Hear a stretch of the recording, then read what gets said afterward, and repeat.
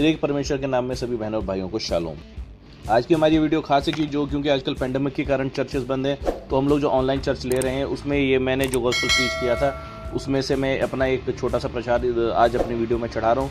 आशा करता हूँ आप लोग इससे आशीषित होंगे और आप इससे आशीष पाएंगे। तो मैं आप लोगों को के लिए आप लोग मेरे लिए प्रार्थना करें और मैं आप लोगों के लिए भी प्रार्थना करता हूँ।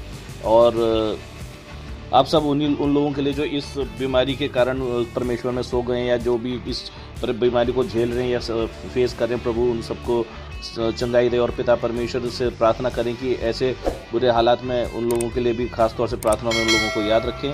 तो अब आप लोग मेरे इस छोटे से प्रचार को सुने और मैं आशा करता हूँ आपको पसंद आएगा।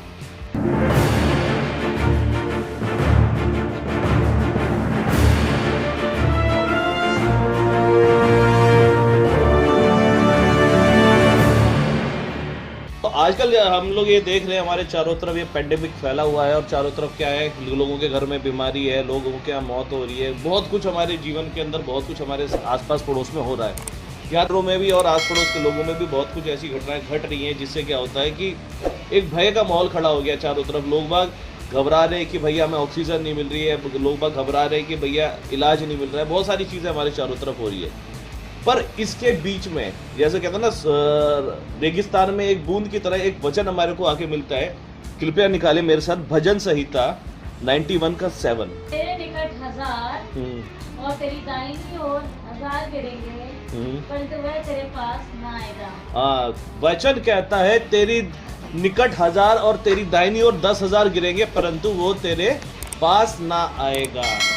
यानी क्या है कि प्रभु का वचन हमें ये आश्वासन देता है कि चाहे संसार में कितना भी कष्ट हो, पर तेरे निकट 1000 तेरे 10,000 गिरेंगे विश्वासी लोगों के, पर जो है कष्ट जो है तेरे निकट नहीं आए। इसके साथ एक चेतावनी है, इसके साथ मेरे साथ कोई निकाले यशाया 26 का 20। मेरे लोगों, आओ अपनी अपनी कोठरी में प्रवेश करके किवाड़ों को बंद करो थोड़ी देर तक, जब तक क्रोध शांत ना हो। आमीन।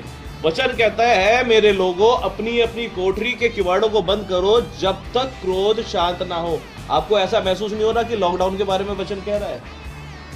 प्रभु कह रहा है कि तेरे निकट 1000 तेरे दाहिनी ओर 10,000 गिरेंगे, पर तेरे को कोई हानि नहीं होगी। पर प्रभु का क्रोध जो है वो भड़का हुआ है, इसलिए अपनी अपनी कोठरियों में चले जाओ, किवाड़ों को बंद कर दो, क्योंकि पिता जो है क्रोध के रूप में आ रहा है।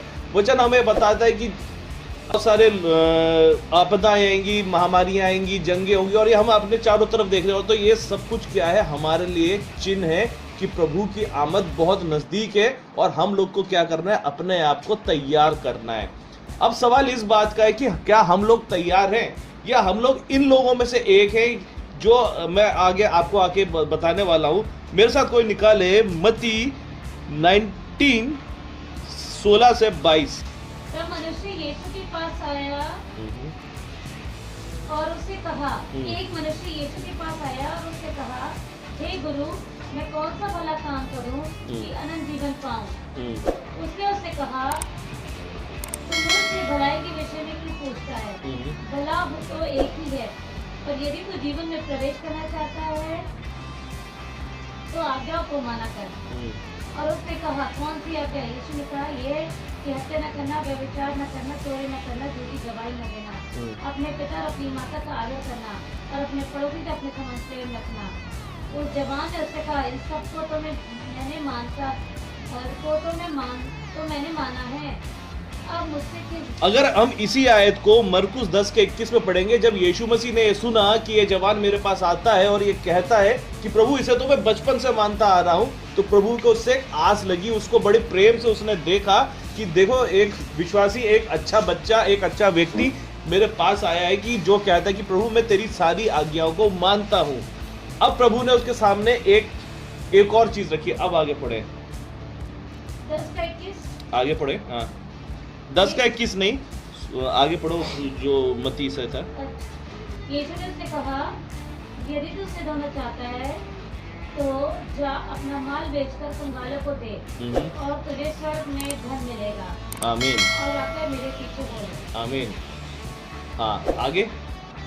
परंतु वह जवान ये बात सुनकर उदास होकर चला गया क्योंकि वह बहुत गरीब था। हाँ बस अब यहाँ पे ये व्यक्ति को मैं कहता हूँ, ये हमारे में सारे विश्वासी के जीवन के अंदर होता है कि मैं बचपन से विश्वासी हूँ, मैं बचपन से वचन को जानता हूँ, मेरे बाप दादे विश्वासी थे, मेरे खानदान में पास्टर्स रहे हैं, मेरे परिवार में इतने बड़े बड़े स्कॉलर्स हैंगे और मैं तो ये सब कुछ जानता हूँ प्रभु, तूने जो भी वचन में बोला वो सब कुछ मैं मानता हूँ। प्रभु कहता है तो ठीक है, अपना सब कुछ छोड़ और क्या कर, निकल पड़ और प्रचार करना शुरू कर दे। और क्या है, सब कुछ तो ठीक है क्योंकि हमारे पास सब कुछ है, सब कुछ हम जानते, पर ऐशो आराम को हम छोड़ना नहीं चाहते। और क्या हुआ, वो जवान क्या हुआ, उसका दिल टूट गया और उसने प्रभु को छोड़ दिया। क्या ये हमारे जीवन के अंदर है? क्या ऐसे हमारे जीवन के अंदर विश्वास है? हम दूसरा निकालेंगे एक और, इस तरीके के विश्वासियों को मैं कहता हूं सोडा क्रिश्चियंस, जो सोडे के नाई होते हैं। इसे निकाले मत्ती 26:33 से 34। इस पर पतरस ने उससे कहा, जी, यदि सब तेरे विषय में ठोकर खाएं तो खाएं, परंतु मैं कभी भी ठोकर न खाऊंगा। यीशु ने उससे कहा, मैं तुझसे सच कहता हूँ कि आज ही रात को गुड़ के भाव देने से पहले तू 3 बार मुझसे मुकर जाएगा। आमीन। अब एक विश्वासी आते हैं पतरस जैसे, वो यीशु के साथ चलते हैं, यीशु के चमत्कारों को देखते, सब कुछ कहते हैं और कहते हैं कि प्रभु मैंने बपतिस्मा ले लिया है, मैंने वचन दे दिया है, मैं प्रचार भी कर रहा हूं और मैं तेरे से ठोकर, अब मैं सबसे ऊंचा हो गया, मैं ठोकर नहीं खाऊंगा। दुनिया का ये विश्वासी गिर सकता है, दूसरे लोग गिर सकते हैं, पर मैं नहीं गिरूंगा। और प्रभु यीशु मसीह क्या कहते हैं, तू बेटा समस्या देखते ही जैसी तू देखेगा कष्ट आया, तू मेरा इनकार 3 बार करेगा और मुर्गे की बांग देने से पहले 3 बार तू मुझे रिजेक्ट कर देगा। ये दूसरा ये विश्वासी इस तरीके के हैं हमारे बीच में। क्या है, जो ये तो कहते हैं कि प्रभु हमने सब कुछ करा, हमने चर्चों में अच्छी कलीसिया लेते हैं, अच्छा वर्शिप करते, सब कुछ कर रहे, पर यीशु कहते हैं प्रभु और गिर सकता है, मैंने तो विश्वास को जान लिया, मैं नहीं गिरूंगा। पर प्रभु कहता है कि तू आज ही समस्या देखते ही, जैसी तू देखेगा पेंडेमिक आया है, जैसी तू देखेगा लड़ाई हो रही है, जैसी देखता तू कलेश आ रहा है, तू मेरे 3 बार रिजेक्ट कर देगा। और हम एक और विश्वासी और देखेंगे, इसको हम देखते हैं अय्यूब की पत्री में। पूरी अय्यूब की पत्री है, हमें उसमें जाने की जरूरत नहीं है, अय्यूब की कहानी को हम सब जानते हैं।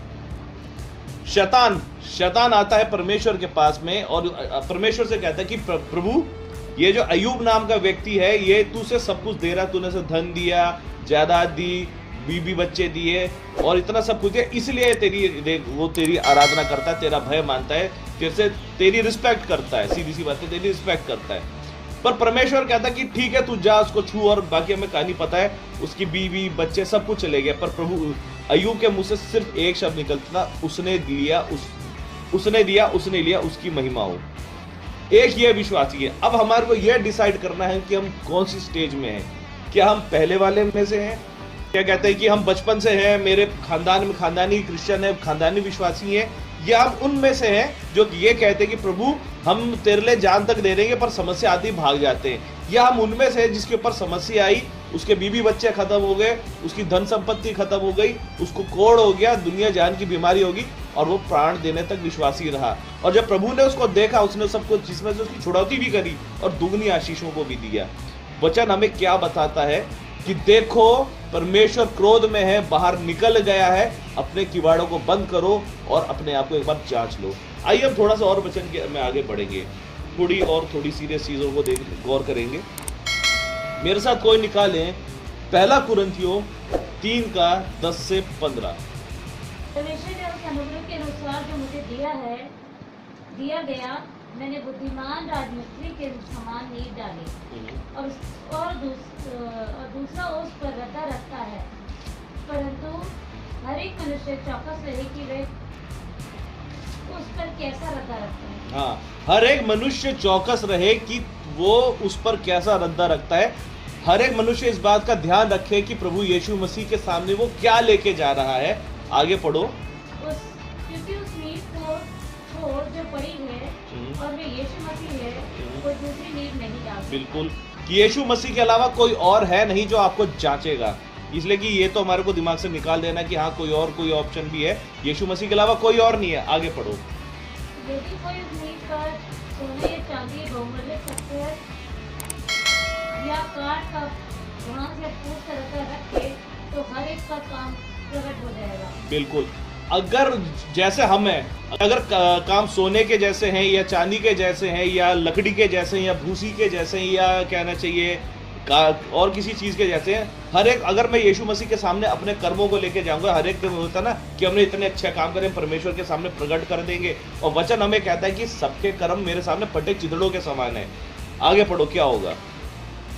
तो हर एक काम प्रकट हो जाएगा, क्योंकि वह देव से बताएगा, इसलिए कि आग के साथ प्रकट होगा और वह आग हर एक का काम परखेगी कि कैसा है। बिल्कुल। अगर हम सोने जैसे काम को आग में डालेंगे तो कुछ ना कुछ निकल के खरा सोना बाहर आएगा। अगर हम चांदी को डालेंगे तो खरी चांदी निकल के आएगी। लकड़ी को डालेंगे तो फिर भी कोयला निकल के आ जाएगा। पर जिनके कर्म भूसी के समान है, उनको क्या मिलेगा? उन्हें कुछ नहीं मिलेगा और वो स्वर्ग के राज्य में सबसे छोटे गिने जाएंगे। आगे, यदि किसी का काम चल जाएगा तो वह हानि, जल जाएगा तो वह हानि उठाएगा, तो वह आप बच जाएगा परंतु घर के जाएगा। हाँ, अगर उसके काम जल जाएंगे तो वो हानि उठाएगा। यानी क्या है? परमेश्वर के सामने हम फूल के तो इतने बड़े गए थे कि प्रभु ये सब कुछ मैंने करके रखा, और जैसे ही हमने उसके सामने अपनी कर्मों को, अपने रद्दे को रखा और परमेश्वर की आग के सामने वो रखा गया, तो क्या हुआ? फूं से आग में जल गया और सिर्फ बची तो राख, और राख बची, वो तो बच गया पर उसका जो काम था वो परमेश्वर के राज्य में सबसे छोटा गिना गया। आइए हम उसको और थोड़ा सा आगे चलते हैं। हम निकालेंगे रोमियो 11 का 18। ये थोड़ा हम सीरियसली पढ़ेंगे और हो सके तो इसे निशान भी लगा लें। जो डालियों पर घमंड न कर, तो डालियों पे घमंड न करना, और यदि तू घमंड करे तो जान रख कि तू जड़ को नहीं परंतु जड़ तुझे समान। आमीन। तू ये मत सोच कि तूने परमेश्वर के लिए कुछ किया है। तूने परमेश्वर के कुछ नहीं किया, परमेश्वर ने तेरे लिए कुछ किया है। तू इस बात का घमंड ना कर, मैं विश्वासी हो गया हूं, मैं बच गया हूं, परमेश्वर ने मुझे बचा लिया है तो मैं बहुत सुपीरियर हूं, मेरे को तो स्वर्ग के राज्य का टिकट मिल गया। ना ना ना ना ना, बाइबल साफ कह रही है कि तूने परमेश्वर को नहीं, परमेश्वर ने तुझको थाम रखा है। डाली क्या है? जान रख, और यदि तू घमंड करे तो जान रख कि तू जड़ को नहीं परंतु जड़ तुझे समान। आमीन। कि तूने जड़ को नहीं संभाल रखा, तू डाली है, तू उसका एक हिस्सा है, पर जड़ ने तुझे संभाल रखा, उस पेड़ की जड़ ने तुझे रोके रखा है। अब पढ़ो इसी के साथ रोमियो 11 का 21। क्योंकि जब परमेश्वर ने स्वाभाविक डालियों को ना छोड़ा तो वे भी ना छोड़ेगा। आमीन। तो परमेश्वर क्या कह रहा है? जब परमेश्वर ने हाँ, आगे भी पढ़ो। इसलिए परमेश्वर की कृपा और कड़ाई को देख, जो गिर गए उन पर कड़ाई, परंतु तुझ पर कृपा, यदि तू उसमें बना रहे, नहीं तो तू भी काट डाला जाएगा। आमीन। तो वचन साफ साफ कह रहा है कि परमेश्वर ने उनको जो पहले थे, जो इजरायली थे, जिनको परमेश्वर ने अपने पुत्र होने की अधिकार दिया, परमेश्वर ने उनको भी नहीं रख छोड़ा, उनको काट के अलग करा और तुझे एक नई डाली, एक जंगली जैतून की तरह उसमें जोड़ दिया। उसने जैतून और जंगली जैतून को जोड़ के एक नया पेड़ खड़ा किया।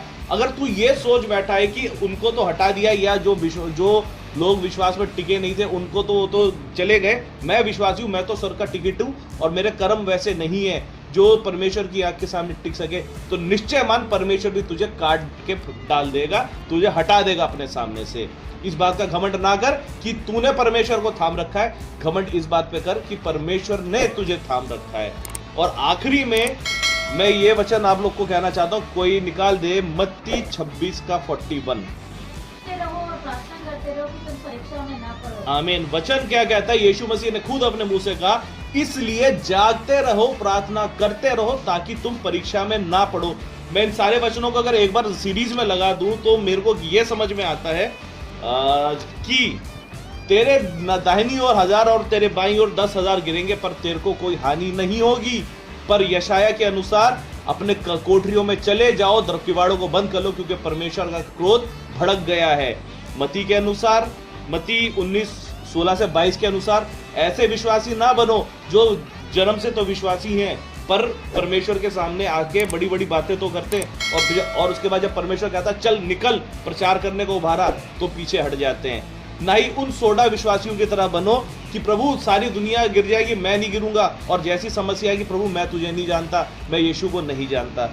अगर बनना है तो अय्यूब जैसे बनो कि उसने दिया, उसने लिया, उसकी महिमा हो।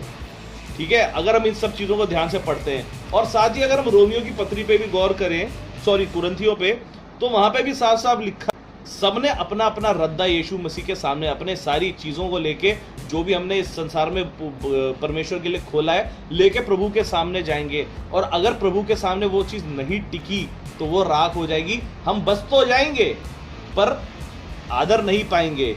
और रोमियो में है कि परमेश्वर, ये भी नहीं सोच बैठना कि प्रभु सारे तरफ हाहाकार मचा रहे तो हम बचे हुए, नहीं, बिल्कुल ऐसा नहीं है। प्रभु क्या है कि अगर वो औरों को दंड दे सकता है, अपनी पहली संतानों को दंड दे सकता है, तो हमें भी उतना ही दंड दे सकता है, क्योंकि उसने हमें थामा है, हमने उसे नहीं थामा। उसने हमें चुना है, हमने उसे नहीं चुना। और साथ ही इसलिए आखिरी में कहना चाहूंगा, जागते रहो, प्रार्थना करते रहो, ताकि परीक्षा में ना पड़ो। प्रभु आप सबको आशीष दे। अगर आपने इस वीडियो से कुछ जाना है, कुछ सीखा है, तो प्लीज़ इस वीडियो को लाइक करें, शेयर करें, सब्सक्राइब करें, और please press the bell icon also. प्रभु आपको आशीष दे। धन्यवाद।